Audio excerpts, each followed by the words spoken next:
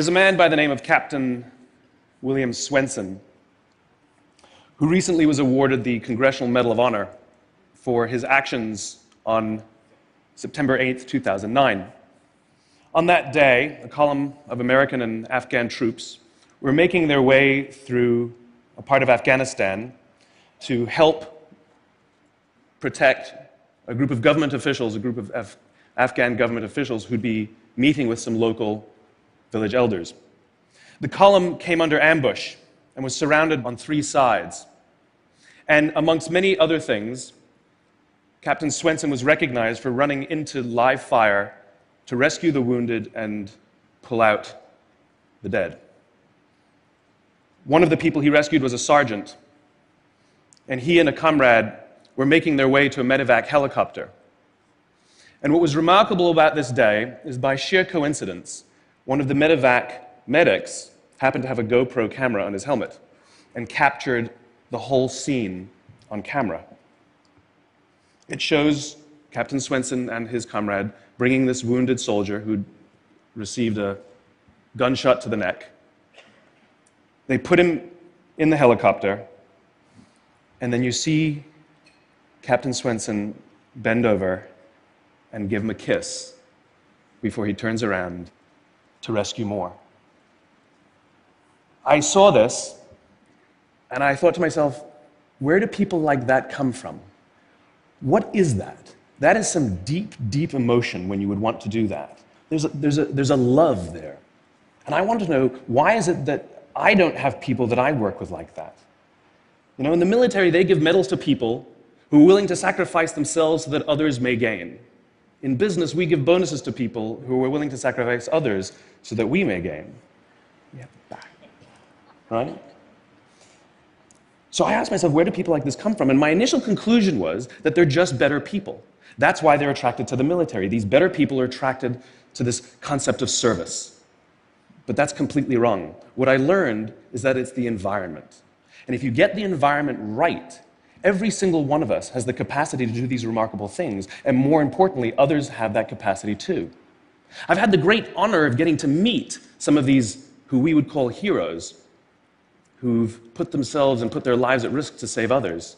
And I asked them, why would you do it? Why did you do it? And they all say the same thing, because they would have done it for me.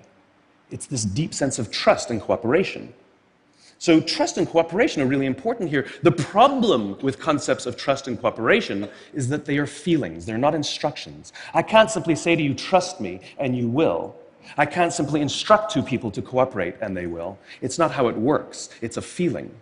So where does that feeling come from? If you go back 50,000 years to the Paleolithic era, to the early days of Homo sapien, what we find is that the world was filled with danger. All of these forces working very, very hard to kill us. Nothing personal. Whether it was the weather, lack of resources, maybe a saber-toothed tiger, all of these things working to reduce our lifespan. And so we evolved into social animals, where we live together and work together in what I call a circle of safety, inside the tribe, where we felt like we belong. And when we felt safe amongst our own, the natural reaction was trust and cooperation. There are inherent benefits to this. It means I can fall asleep at night and trust that someone from within my tribe will watch for danger. If we don't trust each other, if I don't trust you, that means you won't watch for danger. Bad system of survival. The modern day is exactly the same thing. The world is filled with danger, things that are trying to frustrate our lives or reduce our success, reduce our opportunity for success. It could be the ups and downs of an economy, the uncertainty of the stock market. It could be a new technology that renders your business model obsolete overnight. Or it could be your competition that is sometimes trying to kill you. It's sometimes trying to put you out of business, but at the very minimum is working hard to frustrate your growth and steal your business from you. We have no control over these forces. These are a constant, and they're not going away. The only variable are the conditions inside the organization. And that's where leadership matters, because it's the leader that sets the tone. When a leader makes the choice to put the safety and lives of the people inside the organization first, to sacrifice their comforts and sacrifice the tangible results so that the people remain and feel safe and feel like they belong, remarkable things happen.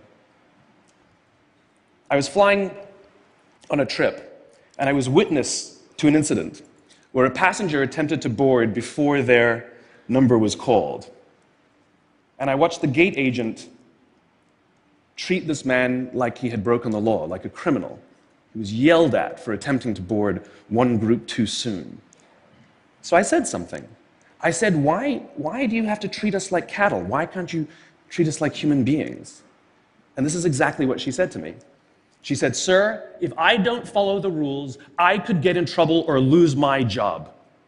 All she was telling me is that she doesn't feel safe. All she was telling me is that she doesn't trust her leaders. The reason we like flying Southwest Airlines is not because they necessarily hire better people, it's because they don't fear their leaders. You see, if the conditions are wrong, we're forced to expend our own time and energy to protect ourselves from each other. And that inherently weakens the organization. When we feel safe inside the organization, we will naturally combine our talents and our strengths and work tirelessly to face the dangers outside and seize the opportunities. The closest analogy I can give to what a great leader is like being a parent. If you think about what being a great parent is, what do you want? What makes a great parent? We want to give our child opportunities, education, discipline them when necessary, all so that they can grow up and achieve more than we could for ourselves.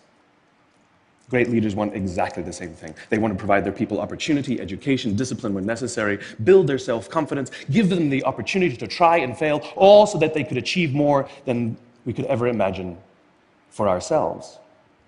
Charlie Kim, who's the CEO of a company called NextJump in New York City, a tech company, he makes the point that if you had hard times in your family, would you ever consider laying off one of your children? We would never do it. Then why do we consider laying off people inside our organization? Charlie implemented a policy of lifetime employment. If you get a job at NextJump, you cannot get fired for performance issues. In fact, if you have issues, they will coach you and they will give you support, just like we would with one of our children who happens to come home with a C from school. It's the complete opposite. This is the reason so many people have such a visceral hatred, sort of anger at some of these banking CEOs with their disproportionate salaries and bonus structures. It's not the numbers. It's that they have violated the very definition of leadership. They have violated this deep-seated social contract. We know that they allowed their people to be sacrificed so that they could protect their own interests. Or worse, they sacrificed their people to protect their own interests. This is what so offends us, not the numbers. Would anybody be offended if we gave a $150 million bonus to Gandhi? How about a $250 million bonus to Mother Teresa? Do we have an issue with that? None at all. None at all. Great leaders would never sacrifice the people to save the numbers. They would sooner sacrifice the numbers to save the people. Bob Chapman, who runs a large manufacturing company in the Midwest called Barry Waymiller, in 2008, he was hit very hard by the recession, and they lost 30% of their orders overnight. Now, in a large manufacturing company, this is a big deal, and they could no longer afford their labor pool. They needed to save $10 million. So, like so many companies today, the board got together and discussed layoffs. And Bob refused. You see, Bob doesn't believe in head counts. Bob believes in heart counts. And it's much more difficult to simply reduce the heart count. And so they came up with a furlough program. Every employee from secretary to CEO was required to take 4 weeks of unpaid vacation. They could take it any time they wanted, and they did not have to take it consecutively. But it was how Bob announced the program that mattered so much. He said, "It's better that we should all suffer a little than any of us should have to suffer a lot." And morale went up. They saved $20 million. And most importantly, as would be expected, when the people feel safe and protected by the leadership in the organization, the natural reaction is to trust and cooperate. And quite spontaneously, nobody expected, people started trading with each other. Those who could afford it more would trade with those who could afford it less. People would take 5 weeks so that somebody else only had to take 3. Leadership is a choice. It is not a rank.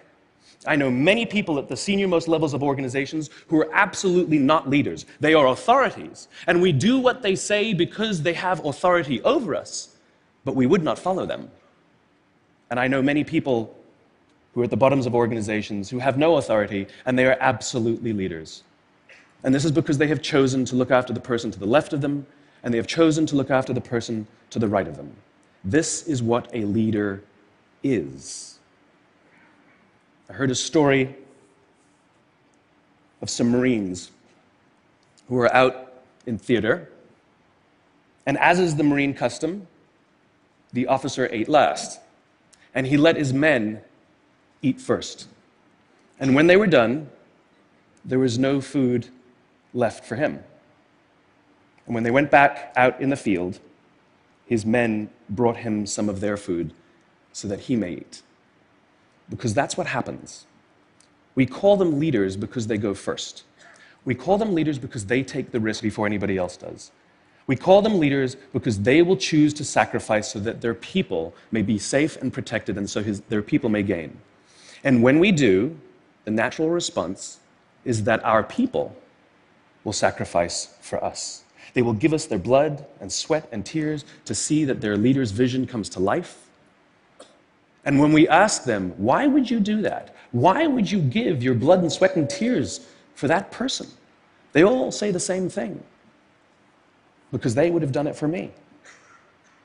And isn't that the organization we would all like to work in? Thank you very much. Thank you. Thank you.